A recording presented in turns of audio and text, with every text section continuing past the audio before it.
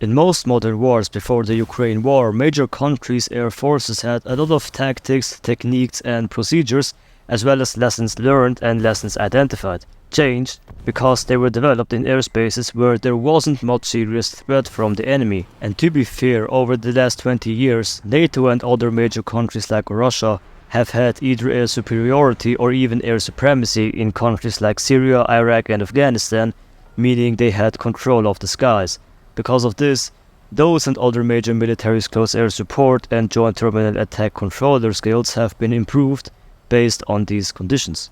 In the last few years, the global political situation has changed quickly and dramatically with the rise of near-peer adversaries, meaning countries which can actually challenge one's power. This change includes more use of hybrid warfare, which is a mix of regular military action and other tactics like cyber attacks, and growing anti-access and aerial denial environments where it's harder for a military to operate. The evolution of close air support has always had a connection to advances in technology, and it will likely keep changing as technology gets better. But how the Army, Navy and Air Force will support ground forces will need more than just new technology. They will also need new strategies and methods and basically upgrade their doctrine.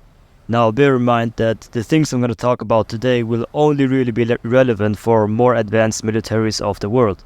Quite frankly, if you're still trying to build an army and have no money, you probably won't think too much about 5th generation CAS. Anyways, the question comes, what will the future of CAS look like when facing strong peer or near-peer enemies? This is what we're going to talk about in this video. So hello and welcome and enjoy this video. Air superiority or supremacy hasn't been a big worry for most major countries, but generally ground forces had the advantage of knowing that there were always aircraft ready to jump in and help right away if needed. When troops got into a fight, most of the time a plane or other asset was already flying nearby or directly above the troops ready to step in, or at least should be. This resulted in a huge psychological benefit for the average soldier on the ground.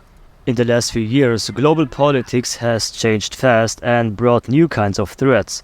Words like hybrid, asymmetric and urban warfare as well as A2A the environment are now used by a lot of different experts to explain this new fighting environment. And a different environment means different ways of getting the job done. This also includes CAS. Developing better CAS technology is one way to perhaps not get obliterated in World War III. But the progress in CAS technology hasn't been going well and there have been many problems. One big issue is making sure these new CAS systems are reliable and accurate, especially in difficult environments, which has made some people skeptical about using the method for CAS. Changing the way things are done isn't always easy for the military because some systems are just well known and familiar to the soldiers and pilots, which makes these comfortable for them to use. But it's clear that modern technology can help make CAS operations faster and more effective. So by just staying with what's comfortable, they won't improve.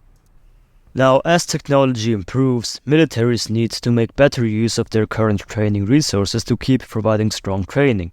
This applies not only to CAS but to just about everything. Looking at CAS training, I think it's no secret that flying real aircraft and using real ammo for training is quite expensive, and it keeps happening less often because traditional military forces are shrinking. Traditional military forces as in the conventional large-scale standing armies, air forces and navies, which nations have historically maintained. And in correspondence to CAS, there are two main reasons for this. First, most CAS aircraft are already being used in real operations. And second, a lot of these planes and equipment are getting old and aren't being replaced fast enough.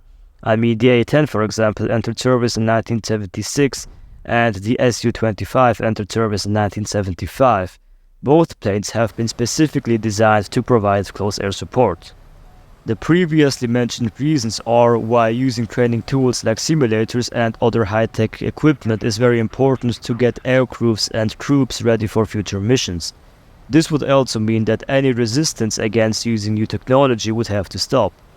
Militaries often say they can't afford new technology to train their troops, but the problem is they also can't afford not to train without CAS simulators and sharing those expensive resources within their alliances. It's especially important to do joint training with partners by connecting their training facilities. Only by sharing resources and training together will armies be ready for the next fight. As previously mentioned, the number of dedicated CAS aircraft is decreasing. This lack is not only hurting training, but is also reducing how effective militaries are in real operations. Since it doesn't look like militaries will be getting a lot of new aircraft anytime soon, it's clear that they'll need to start using other joint military resources to help support ground troops in close combat. Perhaps in the future, close air support will be renamed to close joint support, where different branches of the military work together to fill the gap. Right now, one of the main concerns in the CAS community is the shift from using mostly 4th generation aircraft to using 5th generation and eventually 6th generation air assets for CAS missions. We've seen similar changes before, like when NATO, for example, moved from 2nd to 3rd to 4th generation aircraft, and with the introduction of data links. But the move to 5th generation aircraft, along with new technology and fewer traditional aircraft, could speed up big changes in how CAS works as a whole, especially in terms of information sharing and command and control systems. Bringing 5th generation aircraft into service is going to change the way things are done at both tactical and operational levels, and it will give the command chain new opportunities. For example, even though there will be fewer tactical fixed-wing aircraft, the increased data sharing between more advanced platforms means that all kinds of command and control centers will probably play a bigger and more important role in close support. In the future, armies will also likely have a strong and hopefully reliable command and control network which can support things like digitally aided close air support.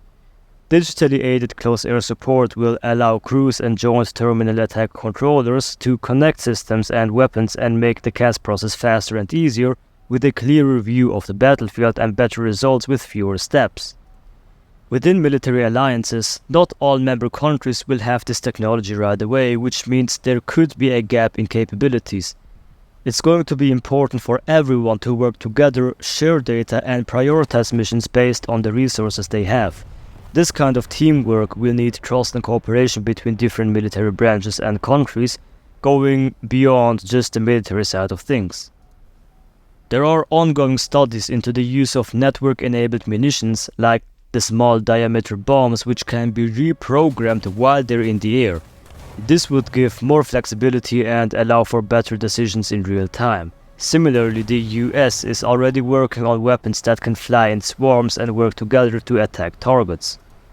In some situations, like when fighting a weaker enemy, a non-near-peer adversary, the current way of doing close air support in safe environments could probably still work. But if we're up against a strong enemy in a heavily contested area, the way militaries do CAS today will need to change and be adjusted to deal with different conditions. In a difficult A2AD situation, aircraft might not be able to stay in the area of operation for long or even be there at all. Traditional CAS aircraft, which can stay in the air for a long time and carry lots of presence, but are slower and have weaker defenses, might not survive in these kinds of environments. Instead, most of the air effort will likely focus on fighting enemy jets, hitting their command and control centers, and taking out their ground-based air defense systems. In this kind of environment, multiple troops in contact situations will happen regularly. If the A2AD environment is difficult enough, which it likely will be, very few older aircraft will be able to directly help the troops in contact. This means the military will have to prioritize where to step in and use all available assets. To translate this from bullshit to English, the needed support will come from different methods, not just from the aircraft. This could include help from naval forces or artillery. While this idea isn't new, the range and accuracy of joint fires have improved a lot in the last 20 years. With better targeting information from advanced sources like the F-35, militaries are now closer to changing how they provide fire support to ground troops in combat. To sum it up, in the future, close air support won't be able to rely solely on air support anymore. Instead, it would become a cross-service, multi-domain effort, eventually leading to an all-domain concept. Evolving threats, which we can see in real time, will limit how freely crews can operate. armies will need to rethink how they plan and execute CAS missions. This would mean they need to figure out how to collaborate but also adjust their training and operations. Such a shift will significantly impact how they manage command and control. Anyways, that was all I had to say for today's video. I hope you enjoyed it. If you think I said anything that is not right or you think I should have added any additional information to this video, please let me know in the comments and share your knowledge. Besides that, thanks for watching and I'll see you in the next video. Allied forces have captured a zone.